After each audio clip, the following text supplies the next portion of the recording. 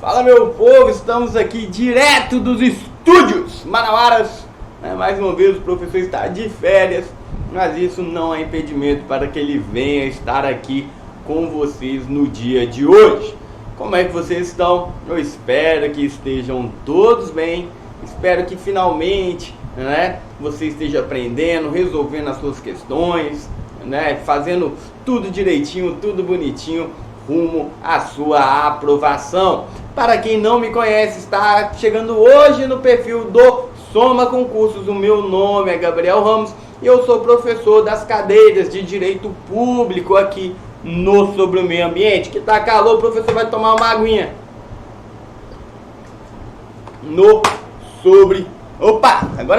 Agora é Soma no Soma Concursos. Antes de tudo, antes de começarmos, venho falar que o assinatura ilimitada está em promoção, Está aí, chega a 40% para quem paga em boleto, pelo amor de Deus, salve seu dinheirinho, Aí você pega esse desconto e leva a patroa para comer um jantar, um marisco, um sushi. Eu não gosto de sushi, mas leve para comer um sushi, leve para dar rolê de moto, Faça o que for preciso para que o seu esposo, para poder tomar um café, ver umas motinhas passeando por aí, lá no como é que é o nome? Moto Capital. Acabou semana passada o Moto Capital. Dê um rolê, A vida é diferente e a vida é muito mais gostosa com um belíssimo desconto. Então, desconto de até 40% no boleto para aquele que adquirir a assinatura ilimitada. Gente, vamos começar a nossa aula? Chama a vinheta!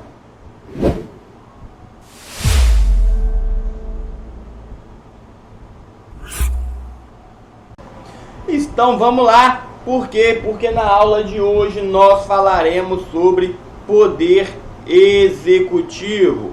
Nessa aula de hoje você precisará recuperar um pouco, dos nossos estudos a respeito da organização político-administrativa do Estado.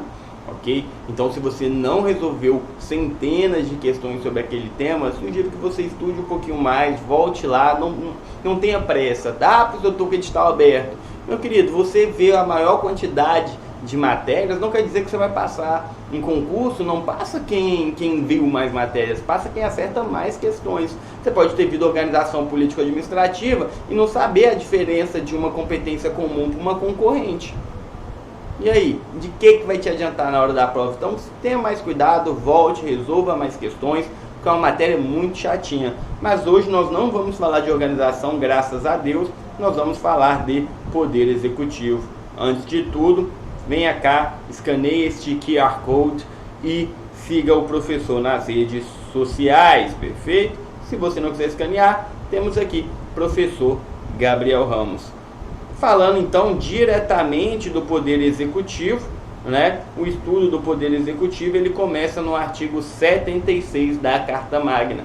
O artigo 76 da Carta Magna nos traz que o chefe do executivo, neste caso federal, que o poder executivo ele será chefiado pelo presidente da República, contando com o auxílio dos ministros de Estado.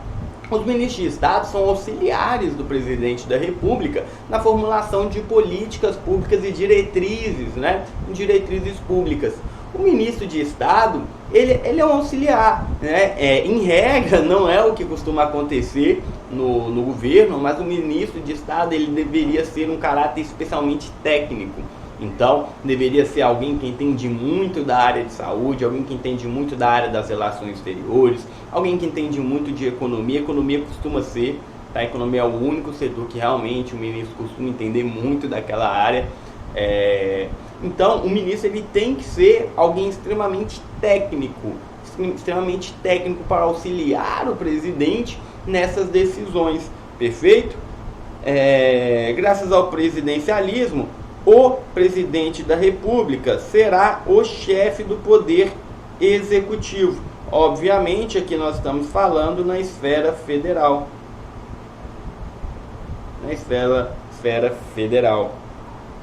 Quanto à escolha dos ministros de Estado, a gente tem que entender uma coisa. Pela Constituição, As únicas regras para a escolha de um ministro de Estado é ele ser maior de 21 anos e estar no exercício dos seus direitos políticos. Isso a própria Carta Magna traz no seu artigo 87, ok? O que eu quero mesmo trazer a atenção para vocês é que ele é de livre escolha e nomeação, o que a gente chama de ad nutum, ok? Então o presidente da República, ele pode falar, agora você é ministro, agora você não é mais, agora você é ministro, agora você não é mais. Por quê? Porque ele não é necessariamente um servidor público, quer dizer, ele não é um servidor público estável, perfeito? Ele pode até ser, tá? Ele pode, como acontece atualmente com o ministro das Relações Exteriores, ele é um diplomata de carreira, e isso pode se espelhar em outros órgãos, mas não é uma regra. Igual em governos passados, né, tivemos alguns grandes nomes, tá? Grandes nomes do Ministério das Relações Exteriores, mas que não eram diplomatas, mas que chefiavam o Ministério das Relações Exteriores. Perfeito? Então, vamos lá. Os ministros são auxiliares do presidente, podendo ser livremente escolhidos e demissíveis ad nutum, ou seja, sem qualquer justificação, pode simplesmente ser demitido porque quis ser demitido, porque o presidente demitiu. Os ministros de Estado, CESP 2012, Polícia Civil de Alagoas, escrivão de polícia. Os ministros de Estado, inclusive o ministro de Defesa, devem ser escolhidos entre brasileiros natos, com no mínimo 21 anos de idade, no exercício dos direitos políticos. Então, um minutinho.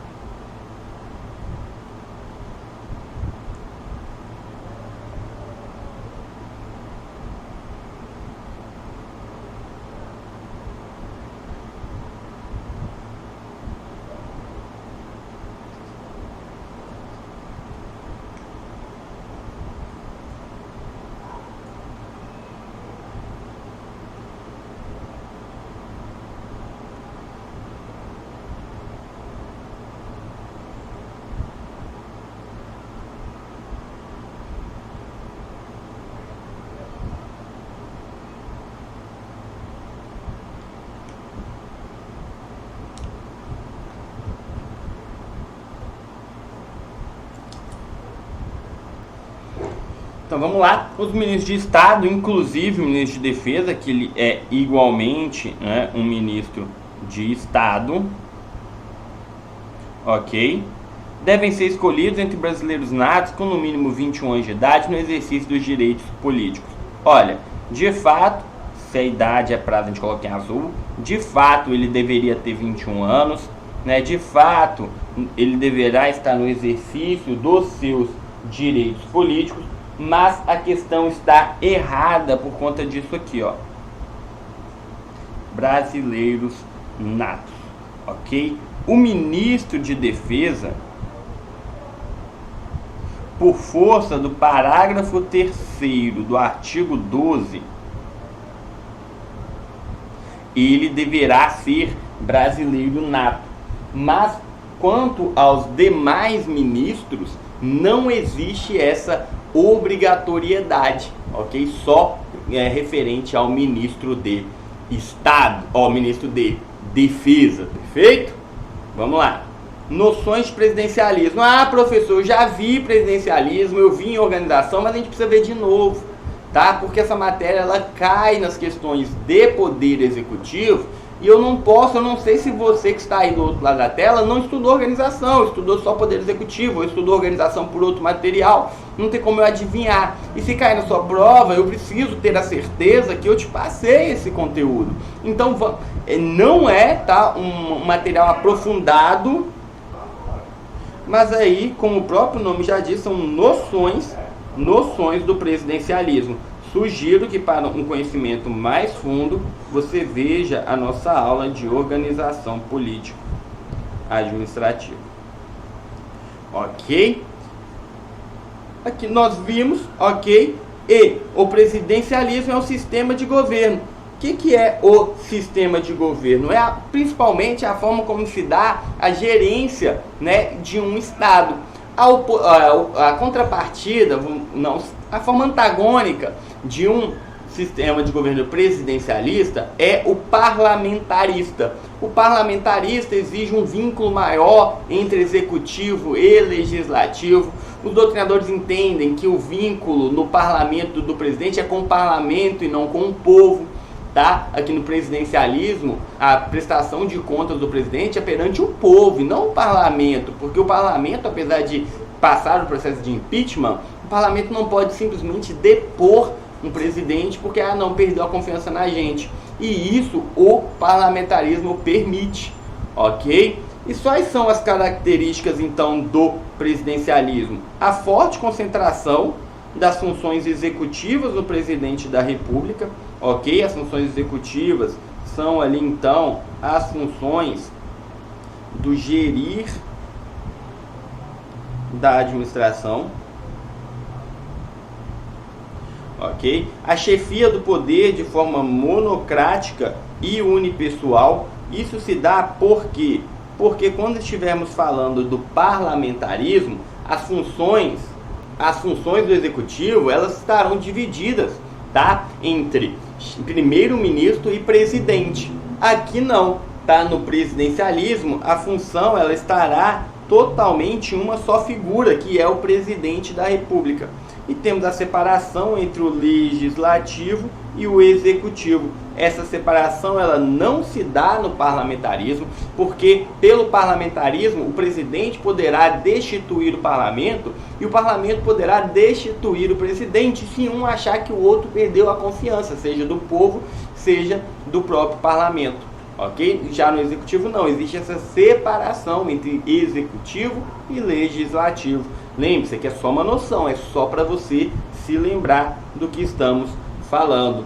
Como aqui, deixa eu ver se eu coloquei, não coloquei, é que o presidente da República, num sistema presidencialista, ele vai ocupar duas funções, a de chefe de Estado e a de chefe de governo, ok? As funções de chefe de Estado, elas estão ligadas majoritariamente ao exercício de funções da soberania de um Estado. Então, é a negociação entre dois Estados soberanos, é uma visita a um outro presidente da República, é a instituição de um acordo, né, de comércio, de livre comércio. Tudo isso são funções que elas se baseiam na soberania de um Estado. Né? Declarar guerra, né? A maioria entende que declarar guerra é uma função de chefe de Estado. Já a chefe de governo, ele irá gerir, seja na esfera política, seja na esfera administrativa, os tratados do Estado, os tratados do Estado. Perfeito? Então, para os puristas, vamos lá. Como chefe de Estado, caberá a representação nas relações internacionais e na unidade interna da federação. Já como chefe de governo, caberá a gerência interna, seja política, seja administrativa, bem como as decisões gerais sobre a administração pública. Olha só, uma curiosidade é que desde a sua primeira Constituição da República, o Brasil ele sempre foi presidencialista. Houve ali um pequeno tempo em que o Brasil foi parlamentarista. Esse pequeno tempo ele ocorreu entre 2 de setembro de 61 a janeiro de 63, mas foi bem curtinho, foi bem temporário. Aqui nós vamos falar um pouco agora sobre as funções, né? Funções do que? A função executiva, do poder executivo. Perfeito?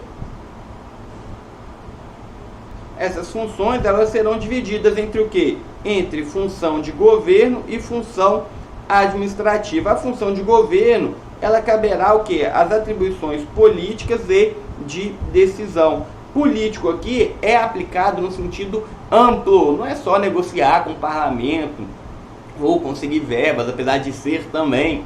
Aqui nós estamos falando em criar políticas públicas, né? Em criar diretrizes básicas da educação, incentivar ali a criação de subsídios para poder determinada área que sofre com as enchentes, né? Vamos acabar com a fome, né? Deixa quieto, eu não vou fazer o comentário que eu ia fazer aqui. Vamos lá. Já a função administrativa, essa aqui a gente já estudou nas nossas aulas de direito administrativo.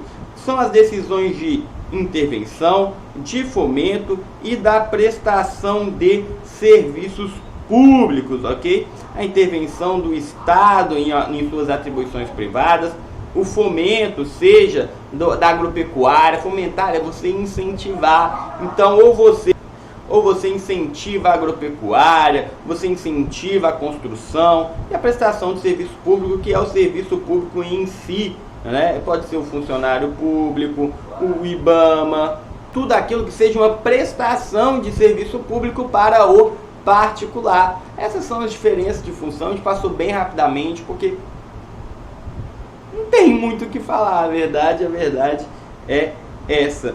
Aqui nós vamos falar sobre as funções típicas e atípicas, né? Aquelas foram as típicas e agora nós falaremos sobre as atípicas. No que se refere a funções atípicas, o Poder Executivo terá a legislativa e a judiciária. A função legislativa, ela ocorrerá quando o presidente da República expedir medidas provisórias. As medidas provisórias, elas vieram na Carta Magna para suprir situações excepcionais que demandam uma decisão urgente, que não daria tempo para ser tratado pelo Congresso. Então o que acontece? O presidente ele vai lá, ele vê uma situação que precisa ter uma força de lei, ele baixa uma medida provisória, essa medida ela tem aplicabilidade imediata e depois o Congresso Nacional analisará num prazo. Que prazo, professor? Num prazo aqui, vou pegar para cá, de 60 dias, para ver se torna essa medida provisória, se converte essa medida provisória em uma lei. Perfeito? Já a atribuição atípica judiciária, ela ficará ao julgado contencioso administrativo. São decisões, né, que o governo tomará em âmbito administrativo. Irá julgar um processo administrativo, irá julgar uma multa, o recurso de uma multa. Tudo isso faz parte do contencioso administrativo, que necessitará de uma decisão. Essa decisão, né, ela é entendida por alguns como uma função atípica judiciária do executivo. Mas temos que entender o seguinte: o Poder Executivo ele jamais fará coisa julgada, seja material, seja formal. Por quê? Porque toda e qualquer decisão por parte do Poder Executivo, ela poderá e será analisada pelo Judiciário em caso olha só, de ilegalidade. Por isso nós dizemos que, olha só, o Poder Executivo não exerce atividade jurisdicional, ok? Ele exerce uma função atípica jurídica, mas ele não exerce atividade jurisdicional, uma vez que a sua palavra ela não será a última, ok? Sempre caberá um recurso ao judiciário. Perfeito? Vamos lá, uma questãozinha pra gente. CESP 2016, na verdade, DPU, técnico em assuntos educacionais. No presidencialismo brasileiro, a chefia de Estado é exercida pelo presidente da República, enquanto a chefia de governo fica a cargo dos ministros de Estado. 30 segundinhos para vocês.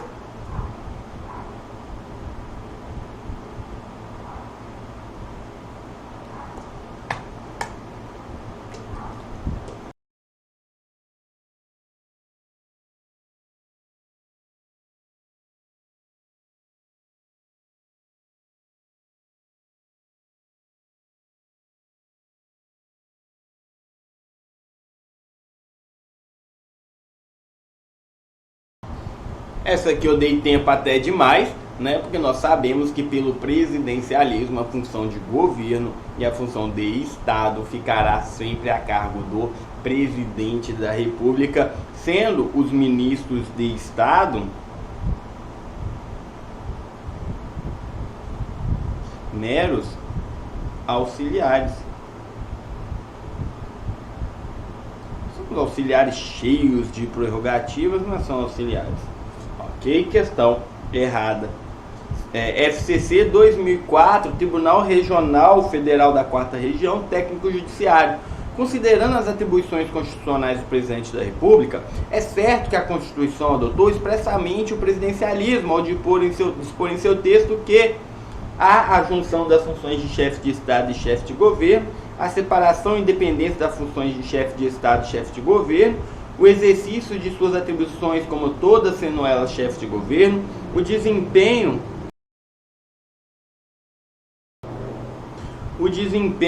de suas atribuições como sendo todas de chefe de Estado, ou em suas funções privativas, todas indelegáveis, como sendo titular da área político-partidária.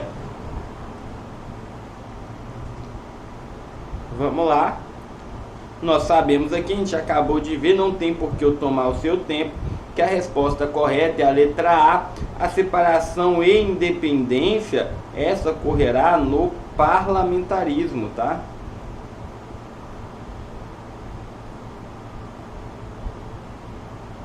Essa ocorrerá no parlamentarismo. E D não são todas chefes de Estado, temos também as de chefe de governo e algumas funções são delegáveis, mas isso nós veremos mais à frente. Investidura. Agora nós vamos entender como o presidente da República ele chegará a este cargo, né? Então, assim, como? Ele é nomeado presidente da República, a gente sabe, né? A gente sabe, mas vamos ver aqui o que a Constituição fala. O presidente da República e o vice-presidente da República serão eleitos pelo sistema majoritário. Uma coisa muito interessante para você que fala que não votou no vice, pega essa então. A eleição do presidente necessariamente implicará a eleição do vice-presidente. Entende-se que o cidadão, ao votar no presidente, está votando na chapa. Por isso que temos o chamado plano de governo, que todo cidadão deveria ler antes de votar. Antes de tudo, vamos entender então o que é esse tal sistema majoritário. O sistema majoritário é o sistema no qual se considera vencedor aquele que obtiver o maior número de votos, ok? Ele poderá ser majoritário simples ou majoritário de 2 turnos. Se não for o sistema majoritário, qual seria, professor? É o sistema proporcional. O sistema proporcional, também chamado de voto de legenda, você acaba participando de um coeficiente, ok? E aí o voto ele é no partido. Então você, um candidato da Câmara dos Deputados, ele foi líder em votação, aquele voto não servirá só para nomear aquele deputado, mas os outros deputados que são do mesmo partido, obviamente seguindo ali uma regra de votos. Isso tudo a gente vai aprender quando falarmos de poder legislativo, perfeito? Eu só quis aqui dizer qual que era o outro. Sistema majoritário simples. O sistema majoritário simples é aquele que obtiver o maior número de votos válidos. Maior número de votos válidos em apenas um turno, ok? Não existe 2 turnos no sistema majoritário simples. Em quais eleições nós utilizaremos o sistema majoritário simples? Para senadores da República, perfeito? Então, quando votarmos no senador da República, nós não estamos votando na legenda ou votando no partido. De fato, o nosso voto será utilizado para aquele senador e ocupará uma cadeira no Senado Federal aquele que tiver o maior número de votos válidos naquela eleição, ok? Mas ele também será utilizado para prefeitos em municípios, isso eu peço que você tenha atenção, com até 200 mil habitantes, ok? Tendo mais que 200 mil habitantes, não é o sistema majoritário simples. E é qual? Vamos aqui, DPU 2004, as eleições para o Poder Executivo no Brasil adotam um sistema majoritário, perfeito, sendo majoritário puro para prefeitos municipais em municípios menores e o majoritário de 2 turnos para presidente da República, governadores do Estado, do Distrito Federal e os prefeitos de municípios maiores. Eu acabei entregando aqui o conteúdo do próximo slide. Tudo bem, mas a resposta aqui ela é correta. Eu queria que você pegasse isso aqui, ó. Prefeitos municipais em municípios maiores e prefeitos municipais em municípios menores. Vamos lá, majoritário de 2 turnos. Aqui, ok, levamos em consideração novamente os votos válidos. Os votos válidos são os votos excluídos os votos em branco e os votos nulos. Então você, Pangaré, que fala que votar nulo, você estará votando naquele que tiver maior voto, para de falar besteira, tá bom? Que nenhum dos 2 votos são computados. Por quê? Porque pela Carta Magna somente serão considerados os votos válidos, e os votos válidos excluem os votos em branco e os votos nulos, perfeito? Vamos lá. Considere-se eleito aquele que tiver a maioria absoluta dos votos válidos. Só que, preste atenção, não necessariamente ocorrerá em 2 turnos. Por quê? Porque aquele que milagrosamente conseguir, né, a maioria dos votos válidos no primeiro turno, ainda que ele concorra para governador ou presidente da república ou município com mais de 200 mil habitantes, ainda nestes casos, ele não estará no segundo turno, porque ele já obteve a maioria dos votos válidos. Perfeito? Então, somente será necessário nos casos em que nenhum candidato obtiver a maioria dos votos válidos. Aqui eu trouxe o conceito do Tribunal Superior Eleitoral, que definiu votos válidos, os votos efetivados pelos eleitores. Aqui, Pangaré, você parar de falar besteira, descontados os votos em branco e os votos nulos. E para que será utilizado o sistema majoritário de 2 turnos? Para presidente da República, para governador dos estados, obviamente do Distrito Federal também, e os municípios com mais de 200 mil habitantes. Aqui o professor trouxe só para a gente ler juntinho, né, como estamos em ano de eleição, a diferença de um voto branco para um voto nulo. E tudo isso o professor não tirou da cabeça, tirou do glossário do próprio Tribunal Superior Eleitoral. Voto em branco. De acordo com o glossário do eleitoral do TSE, o voto em branco é aquele que o eleitor não manifesta preferência por nenhum dos candidatos. A diferença dele para o voto nulo é que o voto nulo é aquele em que o eleitor manifesta sua vontade de anular o voto. Historicamente, né, hoje em dia já não tem mais essa carga, o voto nulo ele era um voto de protesto contra uma classe política ou contra os seus candidatos. Mas na prática nenhum dos votos, seja branco, seja nulo, será contabilizado. Então para de espalhar fake news. E agora você já sabe inclusive o que falar, né, o que falar naquele churrasco de família com o seu tio chato pra caraca. Vamos lá, agora a gente vai falar da eleição, dando continuidade na forma em que um presidente chega ao poder. Essa eleição, ok, ela ocorrerá a cada 4 anos, perfeito? A cada 4 anos o mandato do presidente da República, ele dura 4 anos, sendo permitido que um presidente ele se reeleja uma única vez, então ele ocupa 2 mandatos, né, consecutivos. Ele poderá sim se candidatar, mas ele deverá passar o mandato e depois ele concorre de novo. Então ele pode ser presidente quantas vezes ele conseguir, ele só não poderá ser presidente 3 vezes consecutivas, somente 2 vezes, ok? Essa eleição será quando, professor? Quando será essa eleição? A própria Carta Magna nos traz, tá? Em 1º de outubro, no primeiro domingo de outubro no primeiro turno e no último domingo de outubro em segundo turno. Para os puritanos, vamos lá. O presidente ocupará um mandato de 4 anos, permitida a reeleição para um único período subsequente, e um candidato poderá ser presidente quantas vezes conseguir, desde que respeitado o ciclo de apenas 2 mandatos subsequentes. Essa regrinha aqui eu vou colocar um asterisco porque eu quero que você preste muita atenção, porque cai em prova. Porque, olha só, nós fizemos um primeiro turno, tá certo? Fizemos um primeiro turno, legal, disputa, xingamento, família parando de se falar, amigos se odiando, né? Tudo aquilo que acontece no primeiro turno. Na hora que a gente vai chegar no segundo turno, um candidato desiste. Ele desiste, ele morre, né? Chegou uma decisão do TSE proibindo ele de se candidatar. O que vai acontecer? As pessoas acabam acreditando que é o vice que vai para a chapa. Na verdade, não, tá? A chapa ela é excluída, a chapa inteira, e aí chama o terceiro colocado, né? Por quê? Porque aí pega o de maior votação que não está ali. Então pega o terceiro colocado e coloca.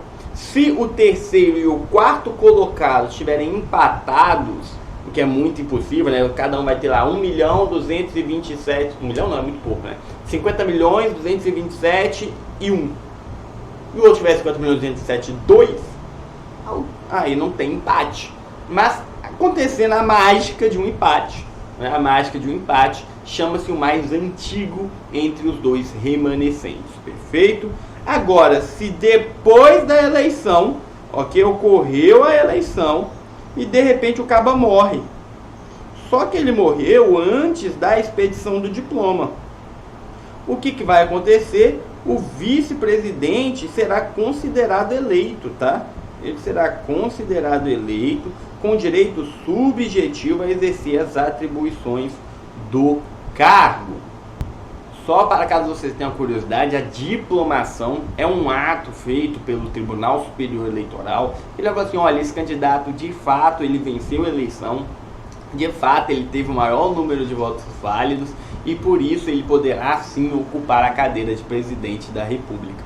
Então, se antes do TSE emitir essa diplomação, oh meu Deus do céu, esse motoboy tá me irritando, vamos lá, antes da TSE emitir essa diplomação, perfeito, o presidente morrer, o vice ele ocupa normalmente, ok? CESP 2010, Tribunal Regional Eleitoral da Bahia, Técnico Judiciário, Área Administrativa. Na eleição do presidente e do vice-presidente da República, se nenhum candidato alcançar a maioria absoluta na primeira votação, deverá ser feita nova eleição, concorrendo os dois candidatos mais votados. Se antes de realizado o segundo turno ocorrer a morte de candidato, deverão ser convocadas novas eleições, tornando essa questão extremamente errada. Por quê? Porque aí a gente vai chamar o terceiro colocado.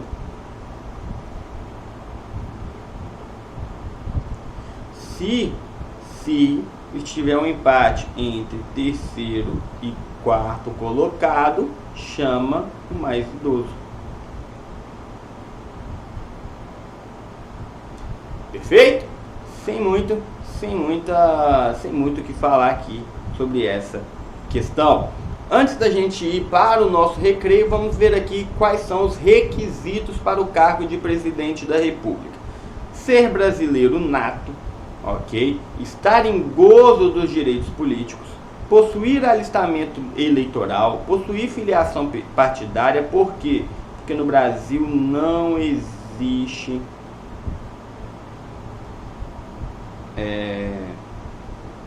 candidatura avulsa, ok?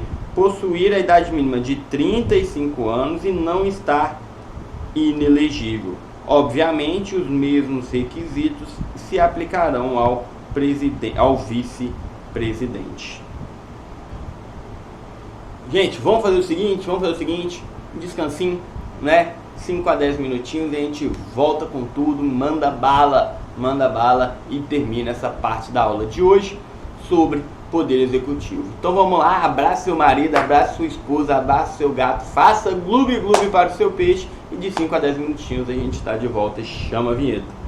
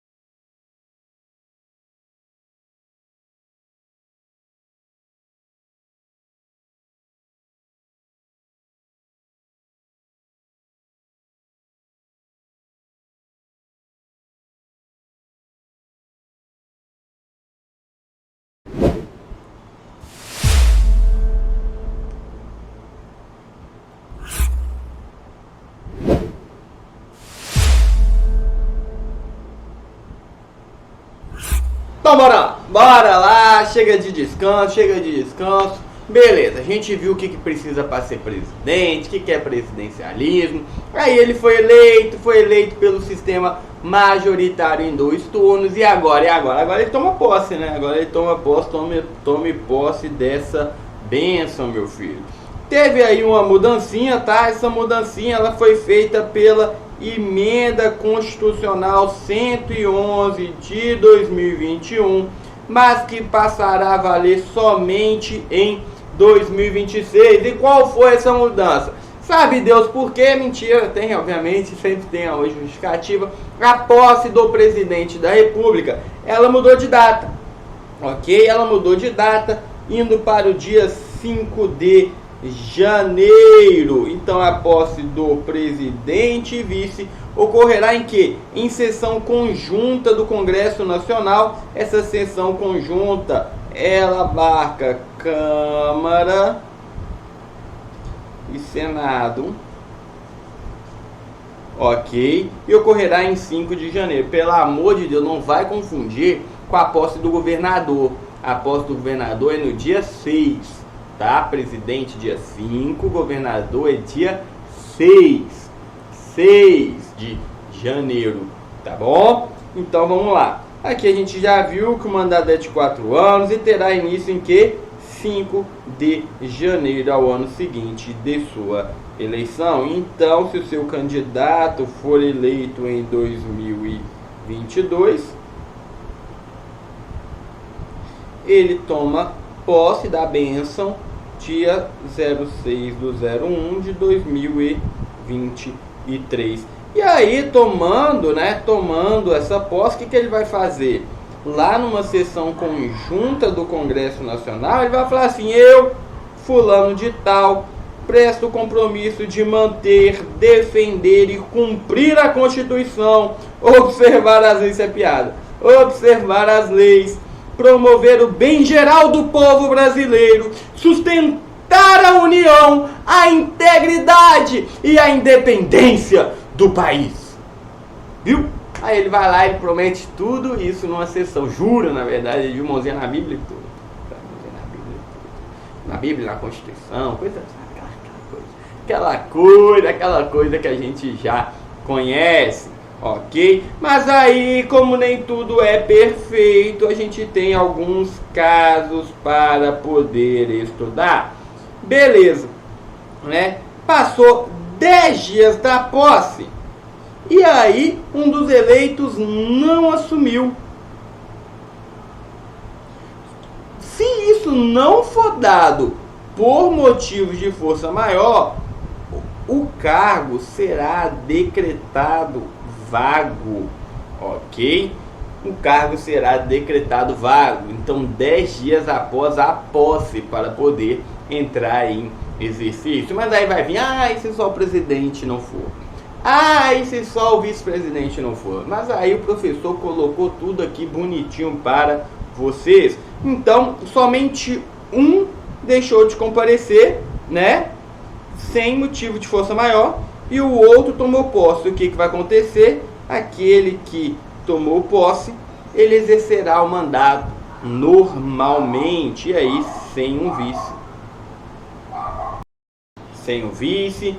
Por quê? Porque se ele já é o vice, ele vira presidente. E ele exerce sem o vice. Se o cara se foi eleito para presidente e perde o vice, sem o vice. Então ele sempre ficará sem um vice-presidente. Mas também tem a questão, né, que ele tinha lá um motivo de força maior. Ele tinha ali um motivo de força maior. Neste caso, o presidente, ele assume sem o vice, até que o motivo de força maior acabe. Perfeito? Agora, se o presidente tiver um vice, não comparecer por motivo de força maior, o vice ele assume temporariamente, né, como presidente, até o motivo, né, ser cessado, e aí o presidente volta a ocupar a cadeira presidencial, a faixinha, aquelas coisas todas que a gente já conhece. Mas aí tem o último caso, né? O último caso que tanto o presidente da República quanto o vice não puderam assumir por motivo de força maior.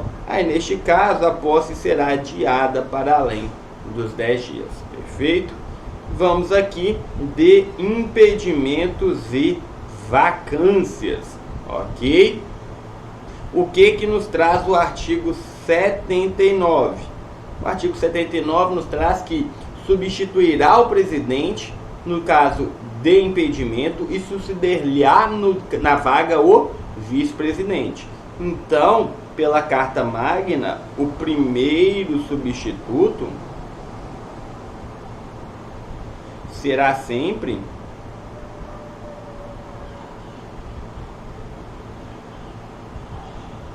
o vice, ok? Mas em alguns casos o vice também não poderá substituir.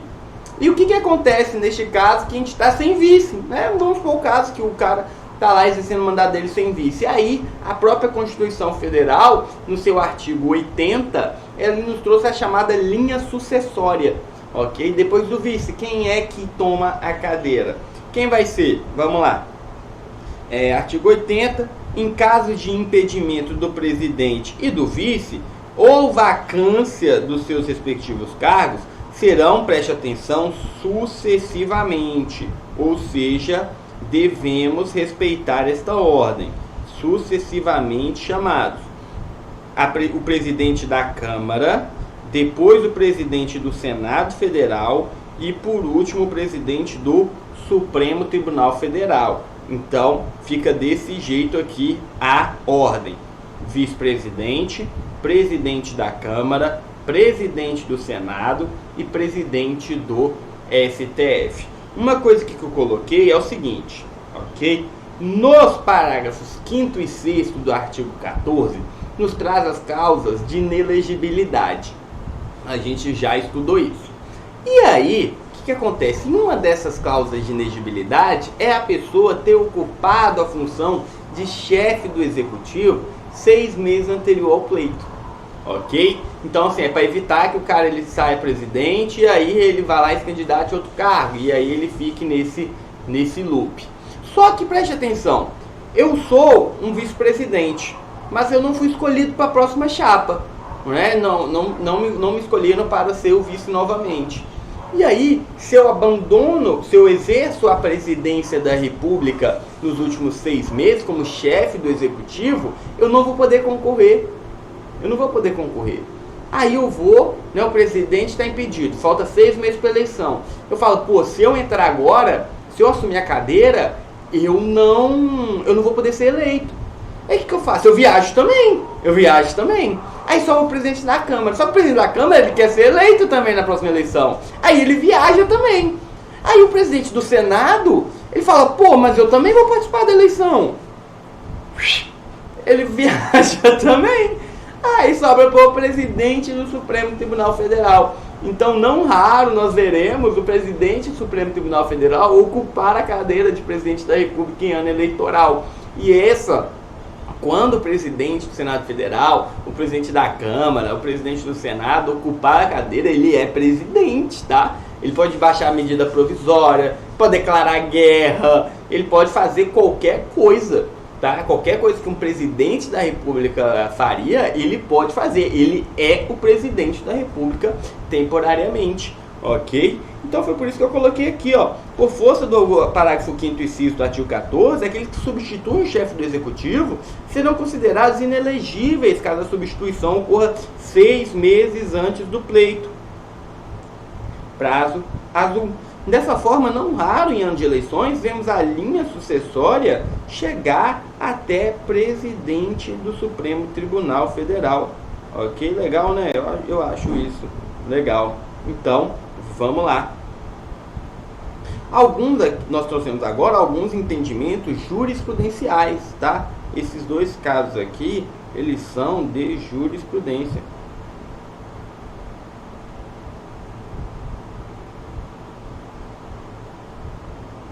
O STF, Supremo Tribunal Federal, decidiu que os substitutos eventuais ficarão, negação em vermelho, impedidos de exercer a presidência em caráter interino caso ostentem a posição de réus criminais.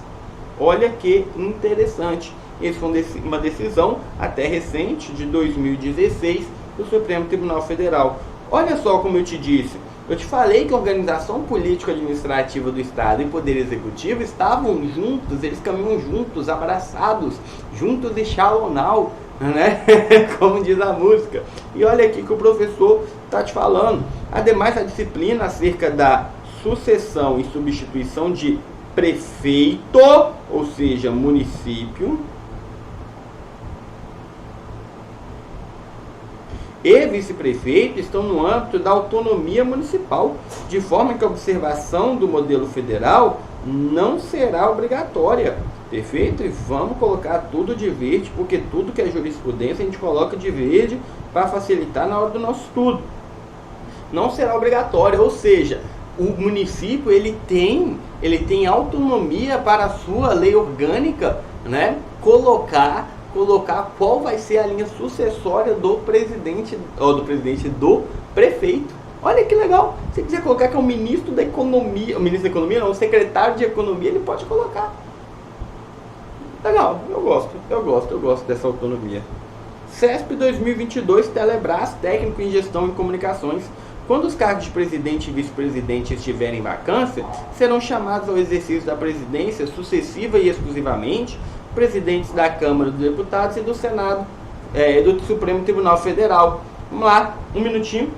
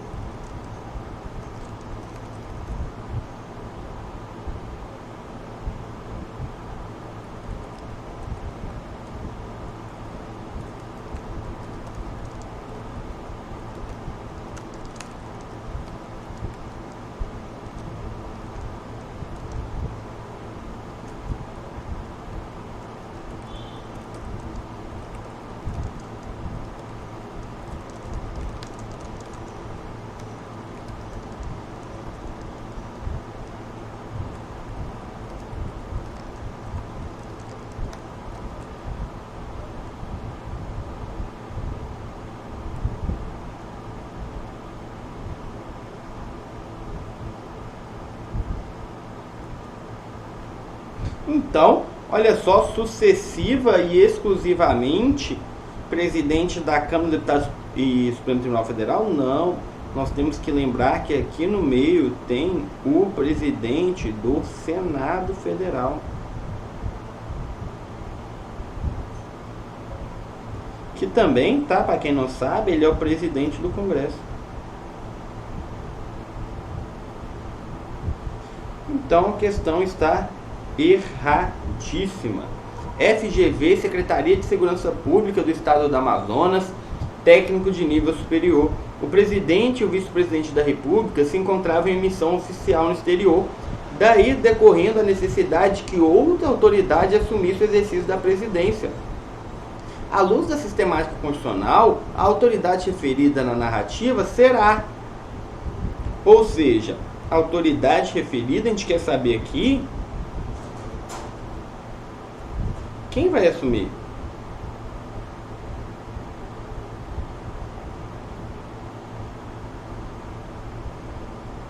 Quem vai assumir?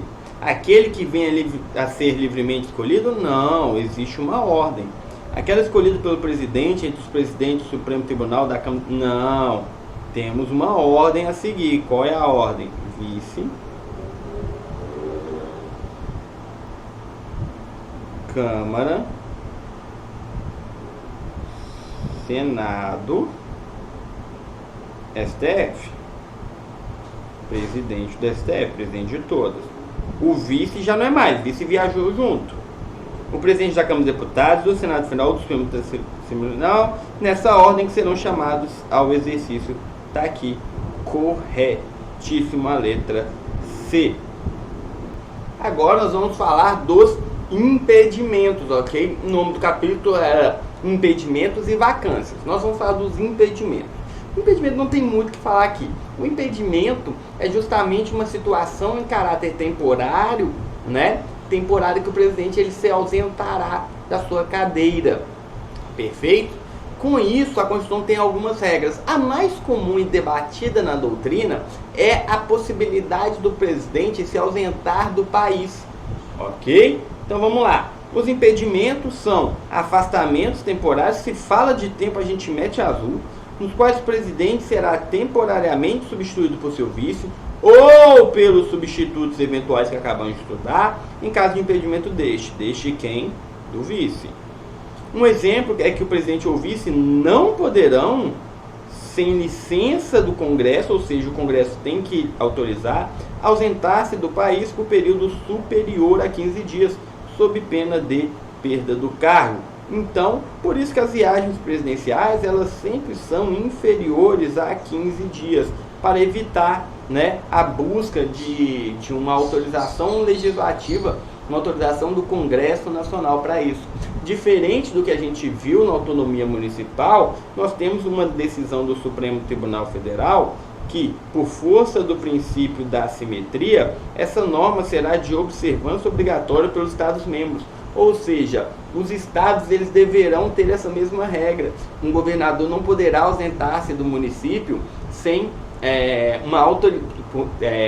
pelo prazo de 15 dias ou mais, sem uma autorização ali da Assembleia Legislativa, tá certo? E isso deverá estar na Constituição, mas o Supremo já falou que o prazo não poderá ser inferior,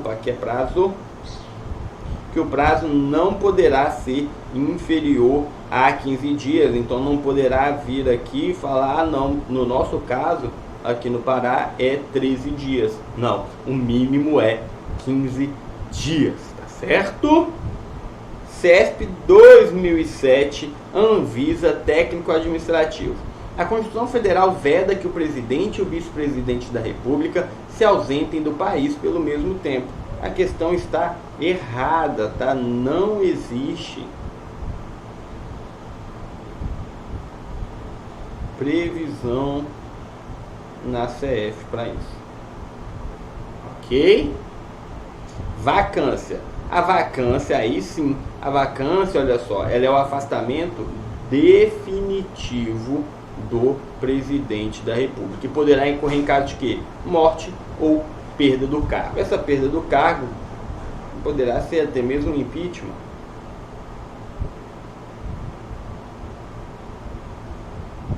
O impeachment poderá ser uma prisão por crime comum, entendeu? Então todos esses casos, crime comum / RESP, ok? Todos estes casos serão uma vacância, o cargo estará vago, não é um entendimento, não é uma pensão temporária, ela é uma vacância, perfeito? Temos aqui ainda, caso a vacância se dê somente do cargo de presidente, o vice assumirá e cumprirá o mandato faltante sem vice, naquela mesma situação. Lembrando que somente o vice-presidente possui a prerrogativa de substituição definitiva, o resto será temporária.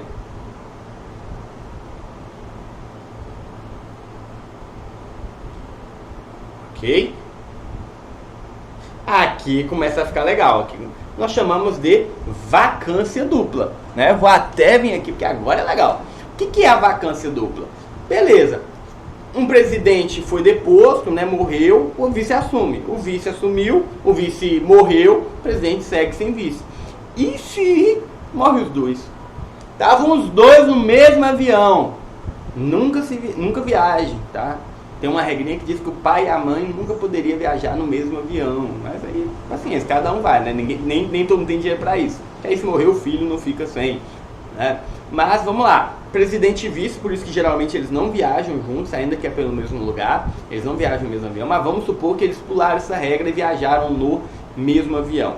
O que acontece? Aí depende do que? De quanto tempo falta de mandato, ou quanto tempo de mandato eles tiveram. Se, olha só, vamos pegar o slidezinho, se ocorrer nos primeiros 2 anos dos mandatos, ou seja, o mandato acabou de começar, rapaz. O menino tinha um mandato todo pela frente. E aí foi nos primeiros 2 anos. O que vai acontecer? Chama nova eleição. Essa nova eleição deverá ser chamada no prazo de 90 dias depois que abrir a última vaga. Se as vagas se abriram juntas, aí leve em consideração esse prazo. Mas também temos o caso de vacância dupla nos 2 últimos. Aqui é um pouco diferente. Aqui vai ter uma eleição indireta. Essa eleição indireta ela ocorrerá em 30 dias. O próprio Congresso Nacional decidirá por uma votação quem será o presidente da República nesse tempo. É o que a gente chama de mandato tampão. Tá? Por que mandato tampão? Porque ele só cumprirá o restante do tempo que faltava. Ele não vai começar um novo mandato de 4 anos. Perfeito? Ainda que na nova eleição, nos primeiros 2 anos, mesmo nesse caso, ele não cumpre 4, ele cumpre 2. Perfeito? Vamos lá. FCC, segunda região, TRF. Simão, presidente da República, faleceu em um acidente aéreo. Ô dó, morreu. Tércio, vice-presidente, assumiu o cargo, mas faleceu 6 meses depois em virtude de uma doença renal. Eu que não ia ocupar essa cadeira, tá amaldiçoada. Considerando que a vacância de ambos cargos ocorreu ela ocorreu no 3º ano do mandato. A eleição para ambos cargos será feita na forma da lei pelo Congresso Nacional, beleza.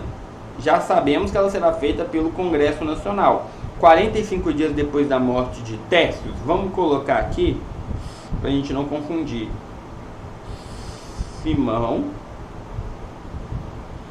PR, Tércio, vice-presidente. O que? VP. 45 dias depois da morte de Tércio? Não. 30 dias depois da morte de Simão? Não. Por quê? Porque a lei nos fala 30 dias depois da última vaga. Então estamos procurando 30 dias depois de Tércio. 30 dias depois da morte de Tércio. Tranquilinho. FCC 2007, TRF, segunda região. A eleição do presidente da República importará a do vice-presidente com ele registrado. Perfeito. Será considerado eleito presidente o candidato que obtiver a maioria simples dos votos computados, os em branco e os em nulo. Não!